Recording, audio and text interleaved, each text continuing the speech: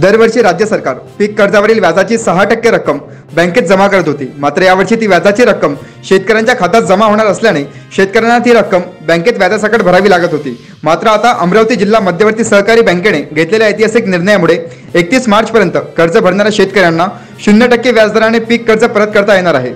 ज्यावेळी सरकार शेतकऱ्यांच्या खात्यात व्याजाची रक्कम जमा करेल तेव्हा शेतकऱ्यांनी ती रक्कम बँकेत जमा करावी किंवा नवीन पीक कर्ज घेताना ती रक्कम भरावी। हा ऐतिहासिक निर्णय अमरावती जिल्हा मध्यवर्ती सहकारी बँकेने घेतलेला आहे।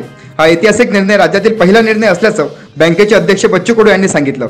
याचा फायदा अमरावती जिल्ह्यातील 50,000 शेतकऱ्यांना होणार आहे असेही त्यांनी संबोधले।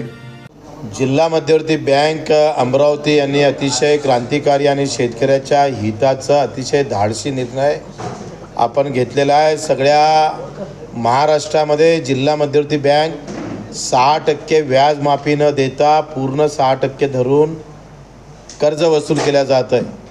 परंतु आम्ही शेतकऱ्याचा हिताचा निर्णय म्हणून 6% जे केंद्र आणि राज्य सरकार माफ करतं ते व्याज वसूल न करता मार्च महिन्यापर्यंत जे कर्ज पूर्ण भरेल त्यांनी नंतर त्यांच्या खात्यात शेतकऱ्याच्या जमा झाल्यावरही आमच्या खात्यात जमा करावं। शेतकऱ्यांनी या अटी शर्तीवर आपण 0 दरात सध्या कर्जाची वसुली 31 मार्चपर्यंत करत आहे आणि ही महाराष्ट्रातली पहिली बँक आहे।